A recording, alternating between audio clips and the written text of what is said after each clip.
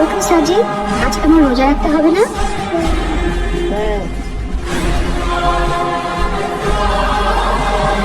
জলদি করো বাবা, দেরি না করলে সারাদিন রোজা রাখবে কি করে? রোজা?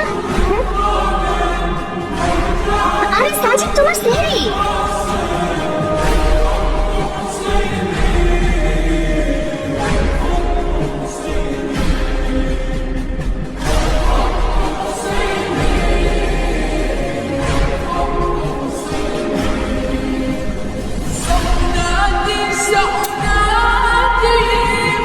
বলে গেছো?